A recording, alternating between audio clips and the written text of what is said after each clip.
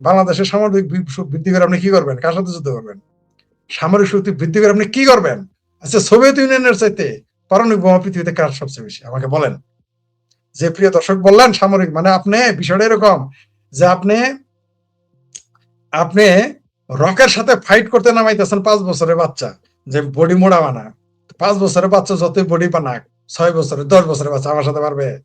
রক্ত দূরের কথা, রেসলার তো আমার সাথে পারবে? একটা চটকানা দিলে তো 30 হাত দূরে পড়ে যাবে। তা আপনি এই যে বললেন অস্ত্র জোগাড় করে আপনি কি করবেন, এটাই তো চায় বইয়ের বিষয়। তো চাচ্ছে আপনি শিক্ষা মাদ্রাসা বানান আর অস্ত্র কিনেন, এটাই তো বইয়ের বিষয় চাচ্ছে, যে ব্যাংকের ছাতার মতো গিজ গিজ করে মাদ্রাসা বানাবেন আর অস্ত্র কিনবেন। তো কয় টাকার অস্ত্র কিনবেন? আপনার বাজেট কত? আপনার আছে কত? আপনার ফান্ড কি? আপনার কামাই কই থেকে আসবে? সেই চিন্তা তো করতেছেন। অস্ত্র কিনে যুদ্ধ কার সাথে করবেন? বার্মার সাথে গেলে বার্মা আপনার সেটা ভাঙ্গে একেবারে চৌচির করে ফেলাবে। মানে ভারতের সাথে যুদ্ধ করবেন? ওই ষাটের মুরত আছে। এই যে যে বলতেছেন, কপাল ভালো যে হ্যাঁ আপনি ঠিকই বলছেন, পাকিস্তান চায় বাংলাদেশের সাথে একটা যুদ্ধ লাগাই দিয়ে সে 71-এর প্রতিশোধটা নিতে চায়। অর্থাৎ যেটা আমি অন্তত বলতে 100 বার বলেছি, যে বাঘ মারতে শত্রুকে পাঠাচ্ছে। যদি বাঘ মারে তাও লাভ, আর শত্রুকে যদি খাওয়ারও লাভ। কারণ বাংলাদেশ তো হচ্ছে পাকিস্তানের শত্রু। তখন বলবে তুমি তো বলছিলাম যে তোমরা স্বাধীন হবে না, এখন কেমন লাগে, এই কথা বলার সুযোগ হয়ে যাবে। সেই জন্য তারা লাগাই দিতেছে। বাংলাদেশ হলো সেই সেই বিষয় যে বাঘ মারতে শত্রুকে বাড়াচ্ছে, দুই দিকে পাকিস্তান লাভবান হবে। এটা বুঝার ঘিলু আল্লাহ বাংলাদেশে মুসলমানদের দেয় নাই, অদূর ভবিষ্যতেও দিবে না, সিংহ কমদর দিব না। এর মধ্যে দুই সেজন সেল চালায় ফাল ফারা কিছু চিংড়ি ভাষা ফাল ফারা করে আওয়ামী লীগ আছে আবার। তারা আমার পোস্ট দেয়, দেখবেন মাঝে মধ্যে দেখবেন। এরা মূর্খ না, শিক্ষিত আবার। দেখবেন দুই একজন এগুলো দেয়, ভারতের সাথে কাতুকুতু দিয়েতে যায়। তো শুনেন একটা কথা বলি, এই যে বললেন যে অস্ত্র দরকার, আপনি কয় ঘন্টা টিকতে পারবেন ভারতের সাথে? কয়েক ঘন্টা। ইউক্রেনের সাথে ইউরোপের বর্ডার আছে, সহযোগিতা করছে। আপনি বাংলাদেশের সাথে কার বর্ডার আছে আমার এটা বুঝাই বলেন। এই যে বর্ডার, এই যে আমাদের ভুইয়া সাহেব বললেন যে এত নেটো 28টা দেশ মিলে যুদ্ধ করতেছে। মানে সরি, বোধহয় এখন নেটো 32টা সম্ভবত, I don't know exact figure, মনে নাই। তো এই নেটো পুরোটাই যুদ্ধ করতেছে, ওটা ইউক্রেনের যুদ্ধ না। নেটো থাকার পরেও ইউক্রেনের ভূমি চলে গেছে, ইউক্রেনের ভূমি দখল হয়ে যাচ্ছে। আর বাংলাদেশের পাশে কে? বাংলাদেশের 3 পাশে ভারত, আরেক পাশে ভারত মহাসাগর, মানে ওইখানেও ভারত। মানুষ বলে না 3 দিকে ভারত, জি না, 4 দিকেই ভারত। এমনকি আসমানের উপরেও ভারত, মানে 5 দিকে ভারত বলে দেয় আপনাকে। বাংলাদেশে 5 দিকে ভারত কিভাবে? 3 দিকে সীমান্ত, একদিকে পানিপথ, একদিকে আসমান। আপনি কোন দিক দিয়ে যাবেন? কোন দিক দিয়ে আপনি যাবেন আমাকে বুঝাই বলেন। আর যুদ্ধ করবেন ভারতের সাথে, আপনি মুরুদে কুলাবে? হ্যাঁ, ইয়ের কি করার আর জায়গা পান না। ভারতের সাথে কি অস্ত্র আনবেন আপনি? পাকিস্তানের তো পারমাণবিক বোমা আছে। পাকিস্তান তো সেটার মুরুদে কুলায় না। যখনই যায় সেজা খায় আসে ভারতের সাথে। আর আমি জিতছি। ফিল্ড মার্শাল নিজের লেখে, ফিল্ড মার্শাল। সোভিয়েত ইউনিয়নের সবচেয়ে বেশি পারমাণবিক বোমা ছিল। এখনো ধ্বংস করার পরেও পৃথিবীতে সবচেয়ে বেশি পারমাণবিক বোমা রাশিয়ার কাছে। রাশিয়া কি বিশ্ব দখল করতে পারে? 4 দেশ দখল করতে পারে? আর পারমাণবিক বোমা থাকলে মারতে পারবেন? পাকিস্তানের তো আছে, একটু বলেন না মারতে, দিল্লির উপরে, বোম্বের উপরে বলছে তো, ওই যে বলছে না কলকাতা নাকি পারমাণবিক বোমা মারবে, মারতে বলেন না দেখি। পারমাণবিক বোমা ভারতের উপরে মারতে বলেন না, পাকিস্তানের অস্তিত্ব থাকবে?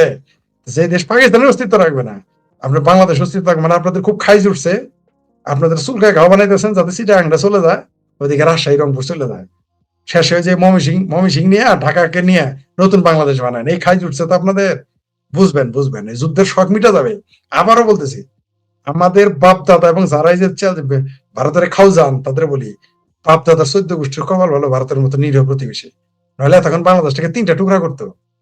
3 টুকরার 1 টুকরা আমরা দিত, না থাকতো বন্দর, না থাকতো চিকেন নেক, হয়ে যাইতো হাতির মতো মোড়া। তারপরে বুঝতেন হাউ মেনি পেডিতে হাউ মেনি রাইস। ওই গাছে উড়াই দেয় সবাই। চীন আজ পর্যন্ত কারো পক্ষে যে যুদ্ধ করে নাই। আর আমেরিকা যারা বন্ধু বানাইছে তার পরিণতি কি? সাদ্দামের দিকে তাকান। আমেরিকা যারা বন্ধু বানাইছে তার পরিণতি কি? সৌদি আরবের দিকে তাকান। এখন পাকিস্তানকে নিয়ে পাহারা দিতে হয়। আমেরিকা যার বন্ধু হয় ওই ইউক্রেনের অবস্থা দেখেন। আমেরিকা যার বন্ধু হয় ইমরান খানের পরিস্থিতি দেখেন। এখন নিউজ এসেছে ইমরান খানের গভর্নমেন্ট আমেরিকা চলেছে, অথচ খোদ ইমরান খান ছিল আমেরিকার পাপেট। কিন্তু সেদিন তিনি রাশিয়ায় গিয়েছিলেন ঝটিকা সফরে, সেদিন আমি লিখেছিলাম ইমরান খান গেয়া যে আজকে চলে যাবে, তার ক্ষমতা চলে যাবে। তার 6 মাস থেকে 1 বছর পরে ক্ষমতা চলে গেছে। তো যারা খুব খাই উঠছে আপনার ভারতের সাথে যুদ্ধ করার প্রস্তুতি নিয়ে থাকেন, যে 18 কোটি মানুষ থাকবেন, হিন্দুরা তো তখন থাকবে না, হিন্দুরা তখন আলাদা, হিন্দুরা দেখবেন রাজশাহী নামে একটা দেশ বানিয়েছে, চিটাং দেখবেন খ্রিস্টানরা একটা দেশ বানাইছে, আর আপনি বাংলাদেশে 17-16 কোটি মুসলমান, এই ময়মনসিংহ এখন যেটুকু ঢাকা, এর মধ্যে আপনারা থাকেন, দেখেন তখন কেমন লাগে। মানে আপনাদের একটা মানে কমন সেন্স থাকার কথা রাখা উচিত যে আপনি অস্ত্রবিধি কি করবেন। আপনি আপনি কোনোদিন সেনাবাহিনী যারা সেনাবাহিনীতে তাদের জিজ্ঞেস করেন তো সে ভারতের সাথে যুদ্ধ করবে কিনা, এরা সারা জীবন একটা পাখি মারে নাই, কয়টা মিশন করে আছে, আলচালা কয়টা টাকা আনার বাড়ি ঘর করে খায়, আর ব্যবসা করবার হুমানে ধরা খায়। এরা কিন্তু ব্যবসা করার কোথাও রাখে না। যদি এরা মিষ্টির ব্যবসা শুরু করছেন, গরুর ব্যাপারী বানাইতেছেন, শুনলাম আগামী ঈদে, শুনেছি আগামী ঈদে নাকি সেনাবাহিনী থাকবে কোরবানির গরুর হাড়ে, মানে গরুর ব্যাপারী বানাবেন, শেষে গরুর দালাল, গরুর ব্যাপারীদের দালাল ফরিয়া বানাবেন, আর্মিদের বানান। এতে তো এছাড়া যোগ্যতা নাই যুদ্ধ করার। বলেন না যে বাংলা ভারতের সাথে যুদ্ধ দূরের কথা, আপনি যারা এখন আর্মির আপনার দেশে ঢুকে গেছে, সীমান্তের মানচিত্র যে পাল্টাই ফেললো, আপনার এখান থেকে প্রতিদিন জেলে ধরে নেয়, ওটা তো তখন ও ভারত আপনার যদি কি বলবো, আর এখানে তো অনেক সেন্সর আছে, ভদ্রলোকেরা, ছোট মানুষ, বড় মানুষ, ছেলে মানুষ, মেয়ে মানুষ, নারী পুরুষ সবাই শুনে। মানে বার্মা আপনার যা মন ধরে তাই করুক, বুঝে নেন কি হয়েছে, কোনো সমস্যা নাই। ভারত চুমা দিলেও আপনার সমস্যা নেই, তাই না? বুঝবেন, শখ উঠছে। আমিও চাই এখন যুদ্ধ হোক, আমিও এখন চাই আপনাদের সাথে একটু যুদ্ধ হোক, আপনাদের মতো আমিও চাই ভারত বাংলাদেশ যুদ্ধ হোক। তারপরে আমার কথা মনে হবে আমি কি বলতে চাই। না খায় মরার খুব শখ উঠছে, দুর্ভিক্ষে মরার খুব শখ উঠেছে, রোহিঙ্গার মতো তাঁবুতে থাকার খুব শখ উঠেছে। আপনাদের এই শখ দোয়া করি জামাতের আমিরের মতো, হে আল্লাহ, বাংলাদেশের বাঙ্গুদের, বাংলাদেশের জামাতিদের, বাংলাদেশের হেফাজতিদের, বিএনপিদের এবং আওয়ামী লীগের ভিতরে থাকা বালাজারি, আলাজারি, সাইদি লীগদের তুমি তৌফিক দান করো ভারতের সাথে একটা যুদ্ধ করার। এরা একটু দেখুক যে শেখ হাসিনা ছিল, ভালো লাগে নাই, সুখে খাইতে ভূতে গিলাইছে, সুখে খাইতে ভূতে গিলাইছে, এখন আবার আরেকটু ভূতে বেশি গিলাইতেছে, এখন জিনেও গিলাইতেছে, যাতে একটু যুদ্ধ করে না খায় থাকা যায়। এখন তো কয়েক বেলা ভাত সাত পাইতেছে, ব্যবসা বাণিজ্য এমনি নাই, অর্থনীতি ধ্বংস, বিনিয়োগে 1 পয়সা নাই, 1 পয়সা বিনিয়োগ নাই দেশে বিদেশে, এখন চাইতেছে যুদ্ধ। মানে এরা সুদান না হলে তারা ভালো থাকতেছে না। আমিও দোয়া করি, হে আল্লাহ, বাঙ্গুদের তুমি একটু ভারতের সাথে যুদ্ধ করো, তৌফিক দান করো, আমিন। জি জি ফরিদ ভাই, আমি রফিক ভাই যাব তার আগে একটা কমেন্ট নেই। এই কমেন্টটা প্রায় একজন করে, কারা যেন করে, এই কমেন্টটা নিয়ে একটু আমি আমি একটু জবাব দিয়ে দিই। বড়াইবাড়ি যুদ্ধ নিয়ে একটা আলোচনা করেন, মানে বড়াইবাড়ির এখানে এটা হচ্ছে রৌমারী সীমান্তে, রৌমারী উপজেলায় 2001 সালে 18 এপ্রিল সেখানে একটা ঘটনা ঘটেছিল। তো তখন শেখ হাসিনা সরকার ক্ষমতায় ছিল, শেখ হাসিনার নেতৃত্বে আওয়ামী লীগের সরকার ক্ষমতায় ছিল, এবং ওই সময়ে বিজিবির কি একটা সমস্যা হয়েছিল সীমান্তে, বিজিবি এবং বিডিআর বিএসএফ এর মধ্যে। তো বিএসএফ এর কিছু সদস্য বাংলাদেশে ঢুকে গিয়ে রৌমারীর ওখানে বিডিআর এর ক্যাম্প আক্রমণ করে, সেখানে বিডিআর প্রতিহত করে। 6 ঘন্টা সীমান্তে গোলাগুলি হয়, 16 জন বিজিবি সদস্য সেখানে নিহত হয়। এটা কোনো যুদ্ধ ছিল না, এটা ছিল একটা অতর্কিত ঘটনা এবং অ্যাক্সিডেন্টালি ওই ঘটনাটা ঘটেছে। এখন এইটাকে কেউ কেউ খুব হাইলাইট করে যুদ্ধের রূপ দিতে চাচ্ছে আর কি, মানে কি তাজ্জব ব্যাপার। মানে বিডিআর বিএসএফ গোলাগুলি হলে এটা কি যুদ্ধ হবে? যেখানে সেনাবাহিনী জড়িত না হলে ওইটা কি কখনো যুদ্ধ বলা যায়? বলা যায় না। তো এইটা নিয়ে অনেকে কেমন বিজেপি এটাকে যুদ্ধ বলে কিনা, এই নির্ভরতা জানেই না যে বিজেপি অতটাকে যুদ্ধ, বাংলাদেশে বিটিআর অতটাকে যুদ্ধ বলে নাই। বাংলাদেশের না, এটা নিয়ে বাংলাদেশে কেউ কেউ খুব তৃপ্তির ঢেকুর তুলতেছে। তো বিশেষ কথা হলো ওই সময় শেখ হাসিনা সরকার ক্ষমতায় ছিল, যদি ভারতের সাথে কোন কনফ্লিক্টে জড়িত হয় তো শেখ হাসিনাই তো হলো, আপনাদের তো সেখানে কোনো কৃতিত্ব নেই। যাই হোক, সেটাকে অনেকে যুদ্ধ হিসেবে হাইপ তুলছেন, ওটা কোনো যুদ্ধ ছিল না, ওটা এরা তো সেই জাতি, 93,000 পাকিস্তানি সৈন্য আত্মসমর্পণ করার পরেও বলে পাকিস্তান জিতছে। এরা তো সেই আত্মতৃপ্তি পাওয়ার লোক, এদের নিয়ে কি বলবেন, এদের জজ বাজে গেছে। ভাই এখন যাও না, যাও যাও যাও যুদ্ধ করো, এত সেটার মনে যাও না যুদ্ধ করতে, যাও, তোমার ধরে রাখছে কে? তোমার নাকি 3 কোটি রেডি হয়ে আসা, 50 লাখ রেডি হয়ে যাও, যুদ্ধ করতে যাও। বাংলাদেশের সেনাবাহিনীরা কেউ না যুদ্ধ করতে যাবে কিনা, যারা এই যে চাপা মারে সেনাবাহিনী যাবে, ওই যেটা ভুলে গেছি তখন বলতে, বাংলাদেশ সেনাটা পাখি মারে নাই কোনোদিন। গঙ্গা চুক্তি যেটা ভারত থেকে যাবৎকালে যত কিছু আদায় করা সম্ভব হয়েছে, এটা শুধু এই আওয়ামী লীগ বা এই শেখ হাসিনা বা বঙ্গবন্ধুর সময়ই কেবল এই জিনিসগুলো হয়েছে। এই যাবৎকালে আর কেউ ভারত থেকে, যে গঙ্গা চুক্তি যেটা, সেটাও শেখ হাসিনাই করেছিলেন। এর আগে কোনো চুক্তি ছিল না গঙ্গার পানি বন্টন, শেখ হাসিনার সময় হয়েছে 96 সালে। যাই হোক, আমরা আমাদের আলোচনায় যাই। এটা আসলে একটা কমেন্ট ছিল, কমেন্টটা প্রায় আসে, কেউ যেন মনে হচ্ছে এটাকে যুদ্ধ দেখাচ্ছে যে ওইখানে বাংলাদেশ জিতেছে যুদ্ধে, মানে আসলে যুদ্ধ ছিল। জি স্বপ্নে খাবার দেন এদের। জি, আমি রফিক ভাইয়ের কাছে একটু যাই। যে রফিক ভাই যে কথাটা বলছিলাম যে মার্কিন যুক্তরাষ্ট্রের সাথে যে চুক্তি হলো, এই চুক্তি নিয়ে তো চরম সমালোচনা। ওই চুক্তির 32 পৃষ্ঠা আমার কাছে আছে ডাউনলোড করা। আমিও সেখানে পড়ে দেখেছি যে এই চুক্তিতে টোটালি যা যা বাংলাদেশকে করতে হবে ওটাই লেখা আছে। আমেরিকার এখানে খুব বেশি কিছু করণীয় নেই। আর যুদ্ধাস্ত্র, এই বোয়িং বিমান, এগুলো ওদের কাছ থেকে কিনতে হবে। ওদের কাছ থেকে $3.5 বিলিয়ন কৃষি পণ্য কিনতে হবে, অনেক কিছু। এর মধ্যে হয়ে গেল ওদের সাথে আরেক চুক্তি, সেটা হচ্ছে জ্বালানি চুক্তি। জ্বালানি চুক্তি হয়েছে, কিন্তু সেখানে জ্বালানি মন্ত্রী ছিলেন না, পররাষ্ট্রমন্ত্রী জ্বালানি চুক্তি করে আসলেন। রফিক ভাই, সম্ভবত আপনার এখানে বিদ্যুৎ চলে গেছে। যাক, বিদ্যুৎ সমস্যা নেই, আপনি হারিকেন জ্বালিয়ে আলোচনায় যুক্ত হন, সমস্যা নেই।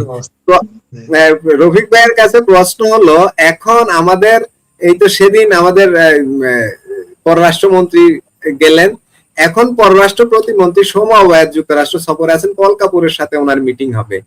এবং বাংলাদেশের মিডিয়া এটা খুব বেশি একটা কাভারেজ নাই, মূলত খুব একটা গোপনীয়তার সাথে এই সফর, এই সিদ্ধান্ত, এই চুক্তি কার, কোন মন্ত্রণালয় চুক্তি, কোন মন্ত্রণালয় গিয়ে করছে, কেন এত এত মানে প্যারেশান হয়ে গেছি আমরা এসব চুক্তি করার জন্য মার্কিন যুক্তরাষ্ট্রের সাথে।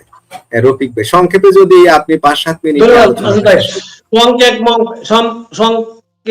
না বেশি বলবো, সেই বলার কোনো ইয়ে নাই। আমার কথা আসতে সেটা বলবো। আমি অনেকগুলি কমেন্ট দেখলাম, সেইখান থেকে শুরু করে দেই। একজন এই যে কমেন্ট করলো আপনার দর্শক, অনেকগুলি বাজে, কিছু লোক আছে বাজে, মানে অসভ্য বাবা মার সন্তান যারা, তারা হলো অসভ্য। না, রফিক ভাই কমেন্ট করুক, কমেন্ট করুক, কমেন্ট করুক, কমেন্ট আমার জবাবটা দিতে দেন মাসুদ ভাই, আমার জবাবটা দিতে দেন। ওইখানে এটার মধ্যে যুক্ত আছে, এটা অসভ্য বাবা মার সন্তান অসভ্য হয়, পারিবারিক শিক্ষা থেকে কিন্তু সভ্যতার এটা আসে। এটা একটা জবাব একজনে দিলাম। আর একজন দিল যে ভারতীয় কুলাঙ্গার দালাল আমরা বাঁচা শেয়ারের মতন না বাঁচছে, মানে মানে ইয়ার মধ্যে বাঁচতে চাই, না খায় মরিয়া গেলেও সমস্যা নেই। ভাই, যুদ্ধ কোন সভ্য জাতি যুদ্ধের সাথে জড়ায় না, কোন সভ্য জাতি যুদ্ধকে পছন্দ করে না। যুদ্ধ কোনো আপনার মানুষের কোনো কল্যাণ বয়ে আনে না। যেখানে এই যে দেশের মানুষের সাথে আমাদের কোনো ধরনের ইয়া নাই, প্রবলেম নাই, সুতরাং ওইখানে ডাই খাই নিয়ে যদি চুলকায় আপনার ঘা বানাইতে চান, আমার মনে হয় আপনার যে ভদ্রলোকে এই কমেন্ট গুলি করছে, একটা লোকই কোলাঙ্গা বলে, যে ভারতীয় দালাল বলে, আপনার মনে হয় আপনার বাপ দাদার কেউ, ইতিহাসের কেউ মনে হয় কোনো মুক্তিযুদ্ধ মনে হয় নাই, মুক্তিযোদ্ধা নাই। কোন মুক্তিযোদ্ধা, যারা মুক্তিযুদ্ধ গেছিল তারা বুঝতে পারে যে আসলে যুদ্ধ কি জিনিস। কারণ তখন 7.5 কোটি মানুষ ছিল, মুক্তিযোদ্ধা কতজন ছিল? সব মুক্তিযুদ্ধ যায় নাই। যারা আমি একটু আগে বলছিলাম যে অনেক বড় বড় কথা বলে, জ্ঞানের কথা বলে, বুদ্ধিজীবী, তারা কিন্তু তখন তার বয়স আছে, মুক্তিযুদ্ধ তখন যায় নাই। সুতরাং ওই যে লাফালাফি করা যায়, যুদ্ধ বাধা দিতে পারবেন। আপনারা যে ধরনের আচরণ করতেছেন, যে ধরনের আপনার কমেন্ট গুলি আপনার ফেস করেন, হয়তোবা এরকম হইতে পারে আপনাদের উস্কানিতে বা বর্তমান যে ধরনের কাজ আপনারা করতেছেন, এরকম ঘটনা একটা ঘটতে পারে। তখন দেখতে পারবেন আপনারা যুদ্ধ কি জিনিস।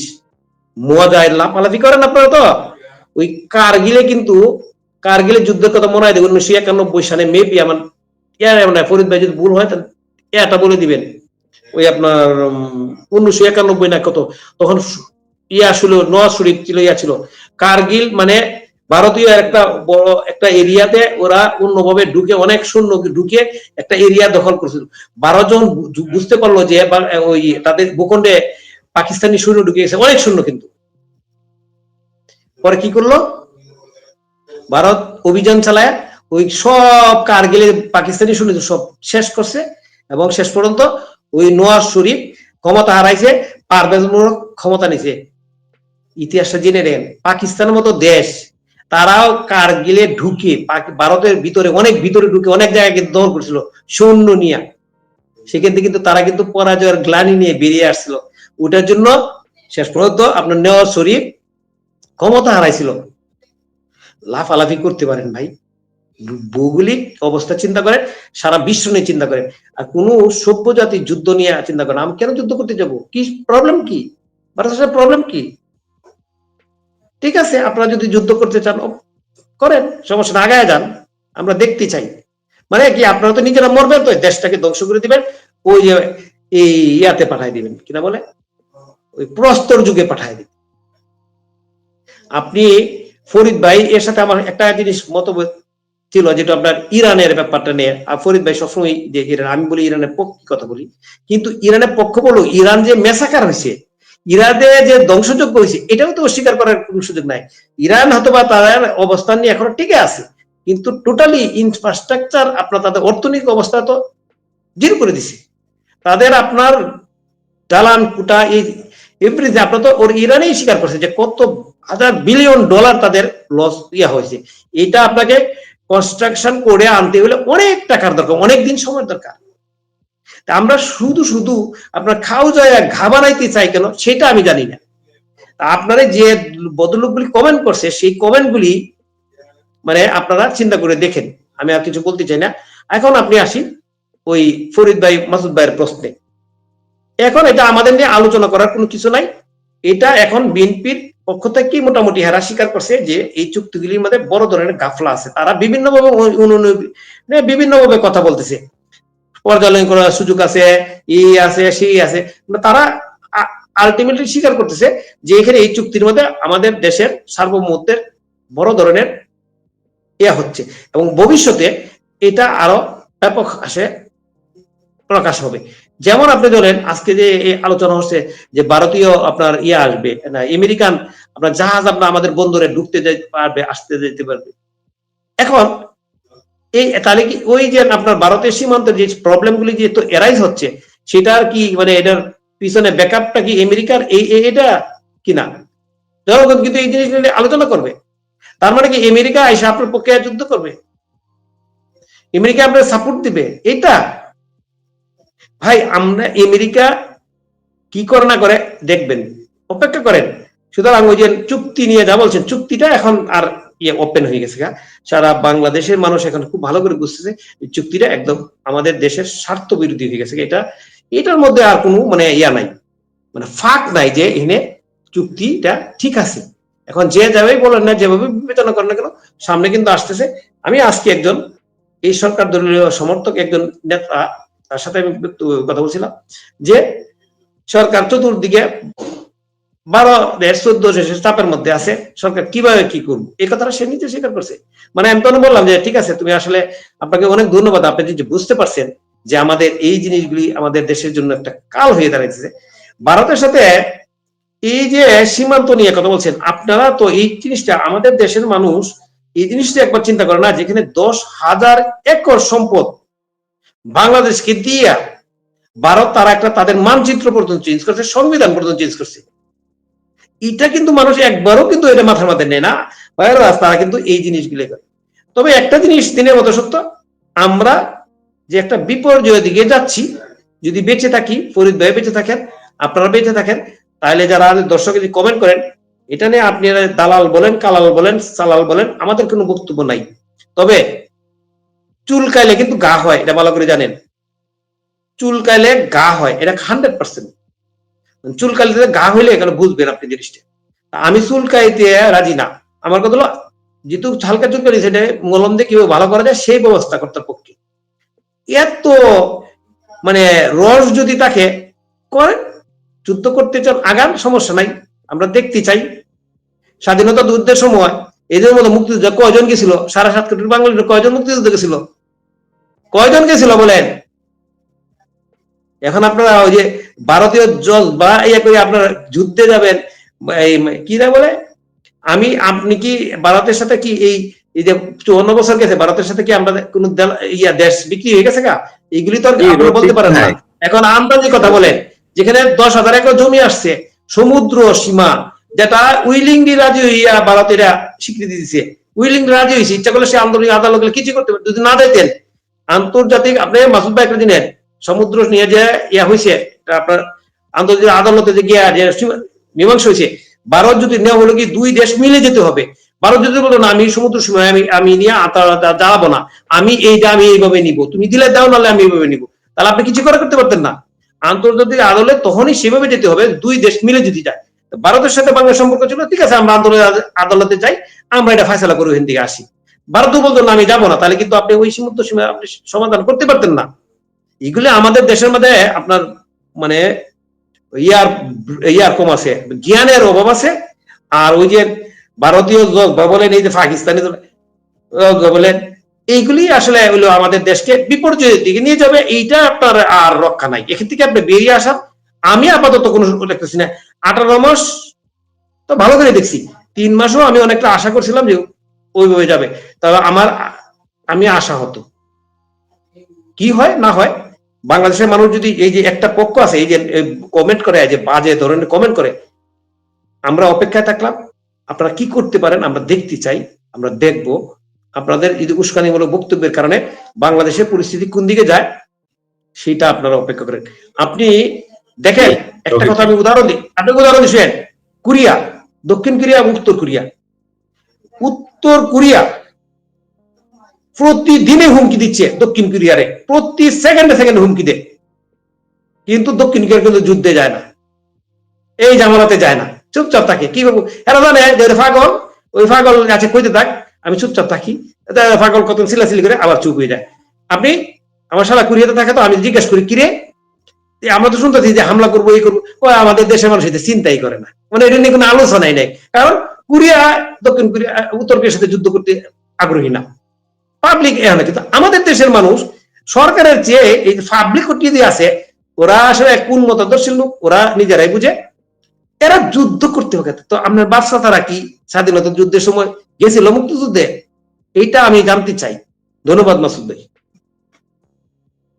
জি, রফিক ভাই যেটা বলছিলেন, যুদ্ধ, মার্কিন যুক্তরাষ্ট্র এখানে চীন এবং ভারতকে নজরদারি করবে বঙ্গোপসাগরে, এজন্য বিনা বাধায় তাদের সামরিক নৌজাহাজ এখানে ঢুকবে বঙ্গোপসাগরে।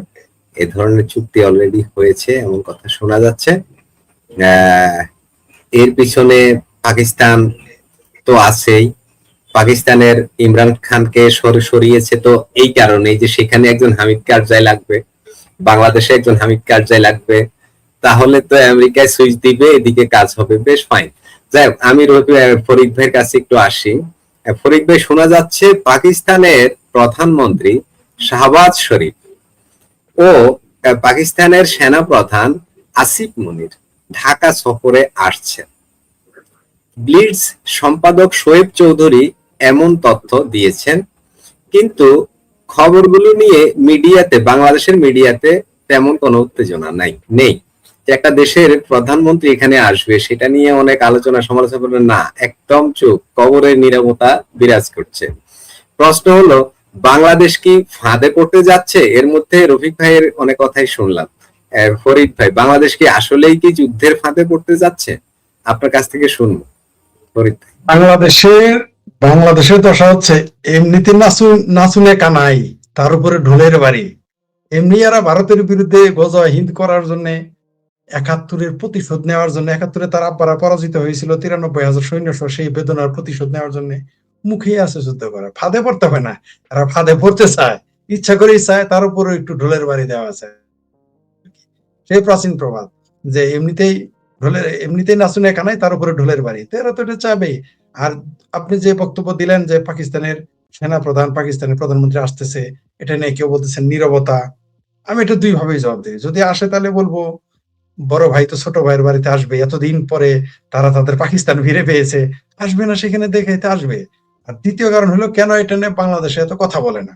কেমনে বলবে? যে দেশ হলো একটা ভিখারিস্তান, পাকিস্তানের অপর নাম ভিখারিস্তান, সেই দেশের প্রধানমন্ত্রী এখানে আসলেই কি, না আসলেই কি? সেই জন্য দেশের মানুষ কথা বলে না। আরো ওই যে জেনারেলের কথা তো ফিল্ড মার্শাল, তো ফিল্ড মার্শাল কোথায় আসলো না আসলো তাতে কি যায় আসে? কিছুই যায় আসে না। তবে তারা আসলে পাকিস্তানি জজবাতে যেহেতু পুরো বাংলাদেশ টুইটুম্পুরো হয়ে আছে বাংলাদেশি জজবায়, সেই জজবা একটু বাড়ানোর জন্য তিনি আসতেই পারেন। আবারও বলি, এখন যেহেতু বাংলাদেশ তার আমি তো এটাকে এখন বাংলাদেশ বলি না, আমি এটাকে ছোট পাকিস্তান বলি। বাংলাদেশ এখন হচ্ছে একটা ছোট পাকিস্তান, ঠিক আছে? তো এই ছোট পাকিস্তানে তো বড় পাকিস্তানিরা আসবেই, প্রভুরা আসতেছে, গোলামেরা তো অপেক্ষা করবেই, অথবা ভিখারিস্তানের প্রধানমন্ত্রী আসবে। এই দেশে তো জজবা তো যতই ধর্মীয় জজবা থাকে, এখানে কি লাফালাফি কোদাকুদি করবে, সেই জন্য তারা চুপ করে আছে।